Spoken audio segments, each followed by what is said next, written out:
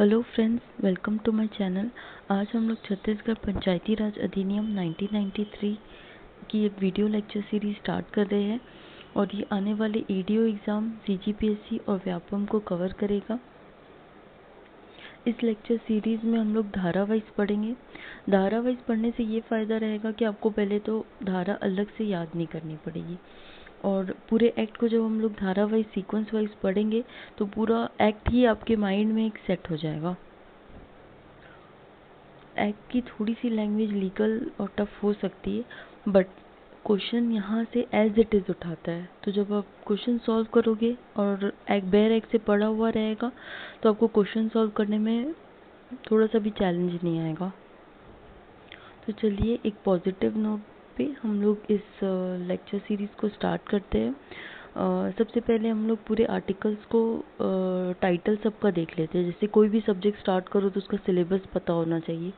Similarly हम लोग act जब पढ़ रहे तो पूरी धारा ही हमारा काइंड ऑफ सिलेबस है। तो पूरा सिलेबस को एक बार देख लेते हैं, फिर डिटेल में हम लोग जो जो इम्पोर्टेंट धारा होगी उसको डिटेल में कवर कर लेंगे। तो इससे आपका एक भी क्वेश्चन एग्जाम में नहीं छूटेगा, क्योंकि एक्ट से बाहर क्वेश्चन तो आ ही नहीं सकता। जब आप एक्ट पूरा पढ़ लिए रहेंगे तो क्वेश्चन से बाहर तो आउट ऑफ सिलेबस तो आएगा ही नहीं एग्जाम में। तो इसीलिए हम लोग पूरी धारा को कवर करेंगे। चलिए तो स्टार्ट करते हैं। अध्याय नंबर 1 है, इसमें 2 धारा है। पहली धारा है संक्षिप्त नाम, विस्तार और प्रारंभ, और दूसरी धारा परिभाषाएं। तो ये नॉर्मली आपको याद हो जाएगा, क्योंकि जो भी एक्ट होता है उसका फर्स्ट जो धारा होती है उसमें उसका नाम होता है, वो कहाँ कहाँ विस्तारित होगा और कब से स्टार्ट हुआ था, ये चीज़ दी रहती है। और सेकेंड धारा में हमेशा डेफिनेशंस रहती है। तो डेफिनेशन जब हम लोग डिटेल में पढ़ेंगे तो 2-3 इंपॉर्टेंट डेफिनेशंस है, बस आप वो कवर कर लेंगे तो हो जाएगा।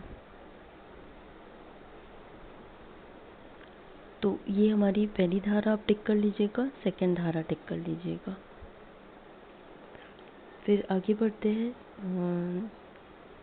चैप्टर नंबर 2 है, वो ये तो बहुत इंपॉर्टेंट है। चैप्टर नंबर 2 का टाइटल आप लोग याद रखिएगा, ग्राम सभा है, एज इट इज़ हमारे ईडीओ के सिलेबस में लिखा हुआ है।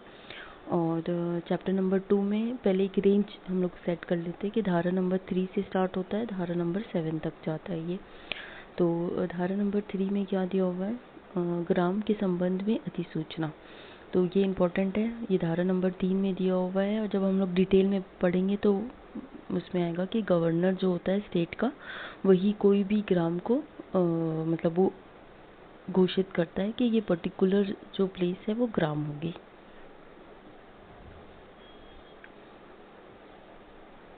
फिर नेक्स्ट धारा नंबर 4 आता है। धारा नंबर 4 में क्या दिया हुआ है, पहले तो धारा नंबर 3 में ग्राम था, अब हर ग्राम की अपनी एक मतदाता सूची होगी। तो धारा नंबर 4 में क्या दिया हुआ है, ग्राम की मतदाता सूची। फिर चलिए नेक्स्ट धारा में आते हैं। नेक्स्ट धारा में धारा नंबर 5 में क्या दिया हुआ है, ग्राम की मतदाता सूची का रजिस्ट्रीकरण। मतलब इसमें एक क्राइटेरिया दिया हुआ है कि हाँ कौन कौन पर्सन जो है वहाँ पे वोट करने के लिए एलिजिबल हो सकता है। तो एक वहाँ पे एक लिस्ट बनी हुई थी, तो वो दिया हुआ है। फिर धारा नंबर 6 में, धारा नंबर 6 में ग्राम सभा का सम्मेलन है। तो इसको एक याद करने की एक ट्रिक हो सकती है कि छत्तीसगढ़ जो पंचायती राज अधिनियम है ना, उसमें साल भर में 6 मिनिमम ग्राम सभा होनी चाहिए और 6 ग्राम सभा होनी चाहिए, और इसकी धारा भी 6 है। तो आप लोग इसको याद रख सकते हैं आसानी से। फिर नेक्स्ट धारा है हमारी ग्राम सभा की शक्ति और कृत्य तथा उसका वार्षिक सम्मेलन। ठीक है, तो चैप्टर नंबर 2 हमारे इजीली कवर हो गया। और ये एक्ट को जब आप सीक्वेंस वाइज पढ़ते हो ना, तो ये भी हमें पता चल रहा है कि सबसे ज़्यादा फोकस किस पे किया गया है। मतलब स्टार्टिंग में ग्राम सभा मूल इकाई है और उसी को इस एक्ट में पहले दिया हुआ है। तो हर एक्ट जो है ना बहुत लॉजिकली अरेंज्ड होता है, इसीलिए बेर एक्ट से और आप सीक्वेंस वाइज धारा को पढ़ते हैं ना, तो पूरे एक्ट का आपको बैकग्राउंड, उसका पूरा विशेषता, उसका पूरा क्रक्स आपको एक साथ पता चल जाता है। अब हम लोग नेक्स्ट चैप्टर में चलते हैं। नेक्स्ट चैप्टर में क्या दिया हुआ है, पंचायतों की स्थापना है। तो पंचायतों की स्थापना आर्टिकल, पहले इसमें एक रेंज याद रखते हैं हम लोग। आर्टिकल नंबर 8 से लेके आर्टिकल, ये थोड़ा बड़ा चैप्टर है, आर्टिकल 41 तक है, और ये सारे इसमें मतलब मैक्सिमम आर्टिकल आपके लिए इम्पोर्टेंट है। तो 8 से लेके 41 तक आप लोग को याद रखना है इसकी रेंज पहले, तो इससे याद करने में आसानी होगा। सबसे पहले आर्टिकल नंबर 8 को देखते हैं। 8 में क्या दिया हुआ है, पंचायतों का गठन दिया हुआ है। तो बेसिकली इसमें यही लेवल दिया हुआ है कि ग्राम में ग्राम पंचायत होगी, जनपद में जनपद पंचायत होगी, और ज़िला में ज़िला पंचायत होगी। फिर आर्टिकल नंबर 9 में आते। 9 में क्या दिया हुआ है, ड्यूरेशन दिया हुआ है कि कितने साल के लिए, पंचायतों की अवधि दी हुई है कितने साल के लिए बनती है, तो वही 5 साल के लिए बनती, वो दिया हुआ है। फिर नेक्स्ट हम लोग आते हैं आर्टिकल नंबर 10 में। आर्टिकल नंबर 10 में ग्राम पंचायत, जनपद पंचायत और जिला पंचायत की स्थापना दिया हुआ है। ठीक है, तो ये भी आप टिक कर लीजिएगा, इम्पोर्टेंट है। फिर उसके बाद धारा नंबर 11 में पंचायतों का निर्गमन है। तो वही कॉर्पोरेट बॉडी, लीगल बॉडी होती है जो हमारे हम लोग लक्ष्मीकांत जब पढ़ते हैं, कॉन्स्टिट्यूशन पढ़ते हैं, तो उसमें भी ये चीज़ आती है कि जो पार्लियामेंट है वो एक लीगल बॉडी है। फिर धारा नंबर 12 में आते हैं। धारा नंबर 12 में क्या दिया हुआ है, ग्राम पंचायतों का वार्डों में डिवीज़न। तो एक पंचायत जो होती है वो अलग अलग वार्ड्स में डिवाइडेड होती है, और कितने वार्ड होते हैं एक एक मतलब पॉपुलेशन के हिसाब से, ये आगे हम लोग क्राइटेरिया पढ़ लेंगे। फिर धारा नंबर 13 में क्या दिया हुआ है, धारा नंबर 13 में पंचायतों का गठन दिया हुआ है। और धारा नंबर 14 में मत देने तथा अभ्यर्थी होने के लिए अहर्ता, मतलब कौन वहाँ पे मत दे सकता है और कौन कौन वहाँ पे इलेक्शन में खड़ा हो सकता है। फिर धारा नंबर 15 में क्या दिया हुआ है, एक साथ सदस्यता का प्रतिषेध है। मतलब एक ही लेवल पे आप दो, जैसे एक पंच जो है वो 2 वार्डों से पंच नहीं हो सकता, तो यही इसमें बेसिकली दिया है। वो आगे हम लोग जब डिटेल में धारा पढ़ेंगे तो उसको पूरा कवर कर लेंगे। फिर धारा नंबर 16 विलोपित हो गई है। फिर धारा नंबर 17 में आते हैं सरपंच और उप सरपंच का निर्वाचन। इसमें इलेक्शन कैसे होता है सरपंच का और उप सरपंच का, वो दिया हुआ है। फिर उसके बाद धारा नंबर 18 में आते हैं बहिर्गमन सरपंच द्वारा कार्यभार का सौंपा जाना। फिर धारा नंबर 19 में निर्वाचन की अधिसूचना। फिर धारा नंबर 20 में प्रथम सम्मेलन और पदावधि। फिर 21 में आते हम लोग। 21 में क्या दिया हुआ है, सरपंच और उप सरपंच के विरुद्ध अविश्वास प्रस्ताव। और इसके बाद नेक्स्ट जो है ना वो ज़्यादा इंपॉर्टेंट है और प्रीवियस ईयर क्वेश्चंस में भी आया है। धारा नंबर 21A, ये पंचायत ग्राम पंचायत के पदाधिकारियों का वापस बुलाया जाना। तो ये सबसे ज़्यादा इम्पोर्टेंट है क्योंकि ये अमेंडमेंट से जोड़ा गया है पहले, तो इसीलिए इम्पोर्टेंट है। और ये सिर्फ इसमें होता है, ग्राम पंचायत में होता है, जनपद और ज़िला में नहीं होता है, तो इसलिए भी ये इम्पोर्टेंट है।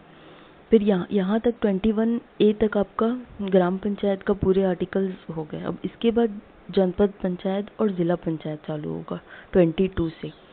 और जनपद पंचायत और ज़िला पंचायत में ना बहुत सारी सिमिलैरिटी रहती है। मतलब ग्राम पंचायत थोड़ा सा अलग लेवल पे काम करता है, लेकिन जनपद और जिला पंचायत में बहुत सारी सिमिलैरिटी आपको मिलेगी। तो आप जनपद पंचायत जब पढ़ लेंगे ना तो आपको सेम एज इट इज़ थोड़े बहुत चेंजेस के साथ जिला पंचायत पढ़ना होगा, और ग्राम पंचायत में ज़्यादा मेहनत करनी है हमें।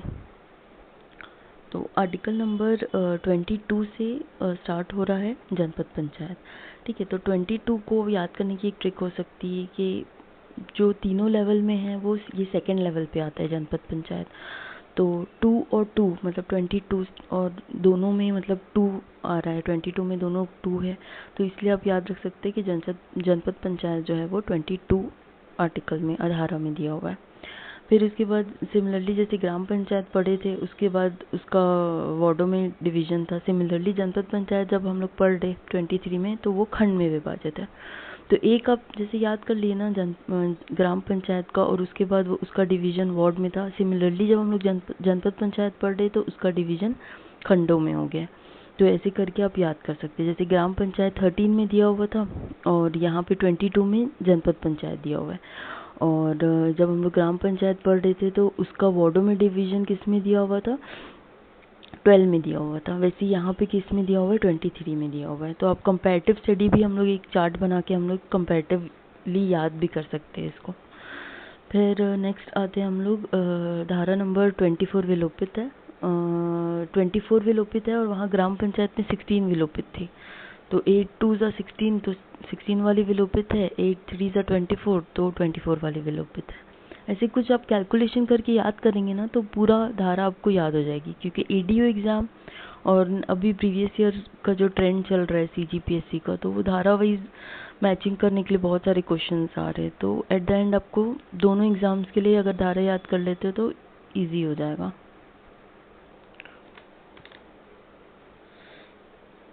फिर हम लोग नेक्स्ट धारा में चलते हैं, धारा नंबर 25। धारा नंबर 25 में क्या दिया हुआ है, जनपद पंचायत के अध्यक्ष और उपाध्यक्ष का निर्वाचन दिया हुआ है। धारा नंबर 26 में सदस्य, अध्यक्ष और उपाध्यक्ष के नामों का प्रकाशन है। फिर उसके बाद प्रथम सम्मेलन और पदावधि धारा नंबर 27 में है। धारा नंबर 28 में अध्यक्ष और उपाध्यक्ष के विरुद्ध अविश्वास प्रस्ताव है। तो जैसे ये जनपद पंचायत को हम लोग कहाँ से पढ़े, 22 से पढ़े ना, तो 22 में जनपद पंचायत था, 23 में उसका ब्लॉक मतलब खंडों में विभाजन था, 24 विलोपित था, 25 में अध्यक्ष उपाध्यक्ष का निर्वाचन।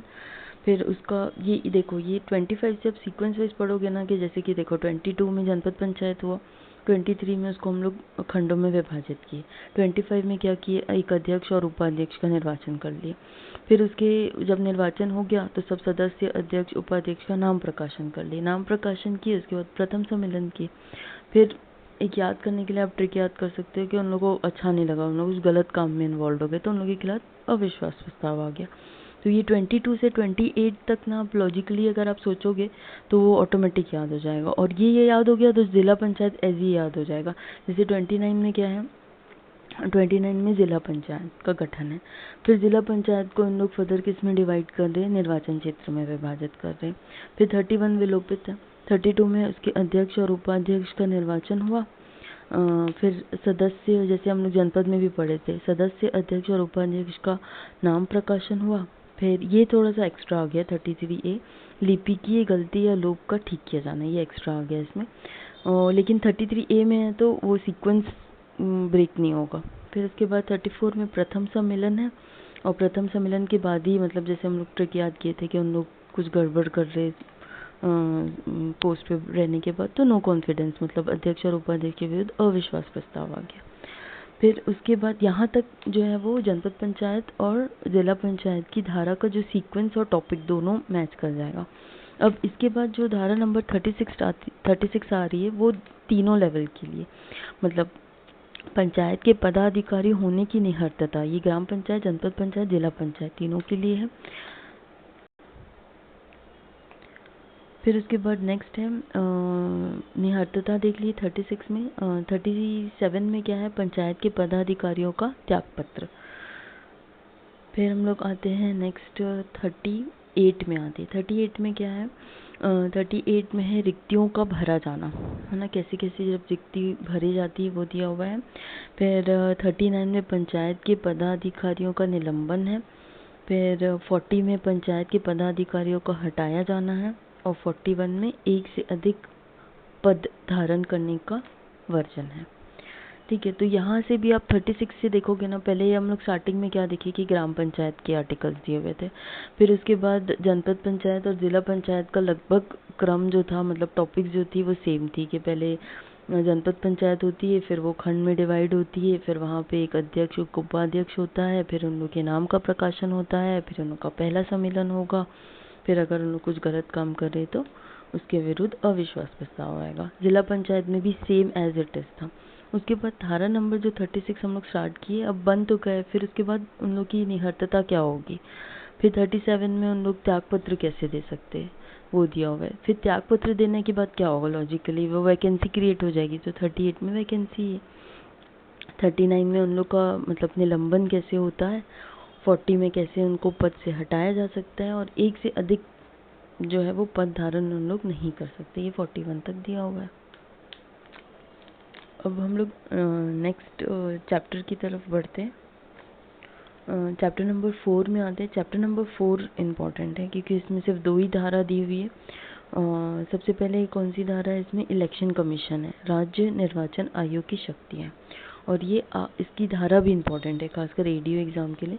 तो धारा याद करने का एक अच्छा ट्रिक हो सकता है, जैसे कि इंडिया में आप लोग पढ़े होंगे पॉलिटी में, आर्टिकल नंबर 324 में दिया हुआ है इलेक्शन कमीशन ऑफ इंडिया, है ना। तो उसको आप मिरर इमेज में अगर आप पढ़ोगे तो यहाँ पे आपको, वहाँ पे 24 था, मतलब 324 था, तो यहाँ पे आप उसको मिरर इमेज कर दो तो यहाँ पे 42 बन जाएगा। तो ऐसे आप याद कर सकते हो कि राज्य निर्वाचन आयोग की जो शक्तियाँ हैं वो छत्तीसगढ़ पंचायती राज अधिनियम में धारा नंबर 42 में दी हुई है।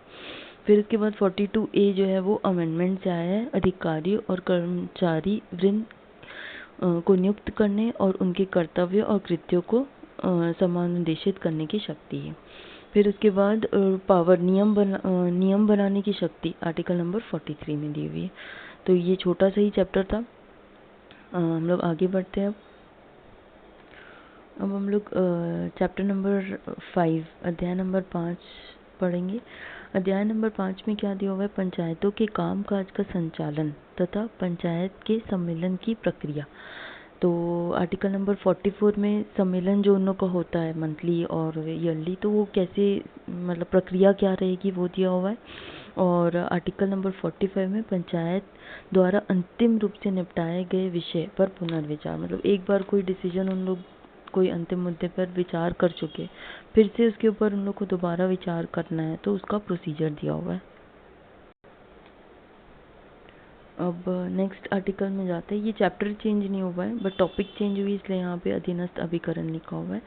तो आर्टिकल नंबर 46 में क्या है, ग्राम पंचायत की स्थायी समितियाँ हैं, और 47 में जनपद और जिला पंचायत की स्थायी समितियाँ हैं। तो वही, मतलब ग्राम पंचायत की चीज़ें थोड़ी अलग रहती है, इसीलिए दो आर्टिकल्स में, मतलब तीनों एक साथ नहीं है। 46 में पहले ग्राम पंचायत की जो स्थायी समिति है उसके बारे में दिया हुआ है, और 47 में जनपद और जिला लगभग सेम रहता है। तो मतलब लेवल पे सेम नहीं रहता, बट चीज़ें का काम करने का तरीका, ये सब चीज़ें सेम रहती है। इसीलिए 46 में ग्राम पंचायत की स्थायी समिति है, और 47 में जनपद पंचायत और जिला पंचायत की स्थायी समिति है।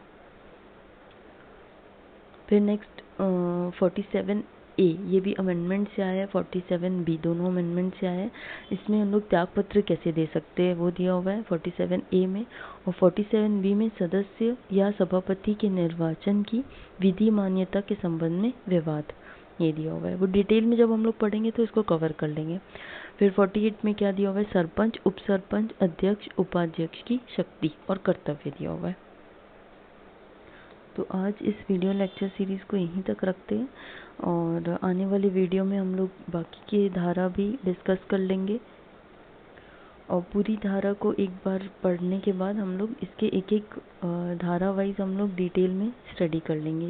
इससे ये होगा कि आपका एक भी क्वेश्चन मिस नहीं होगा। आप भी अपने साथ ये बेयर एक्ट रख लीजिएगा, मार्केट में आपको बहुत इजीली अवेलेबल रहेगा, और इस पर मार्क टिक करते चलिएगा मेरे साथ। और अगर आपको ये लेक्चर सीरीज़ हेल्पफुल लगा है तो please like, share and subscribe कीजिएगा। Thank you.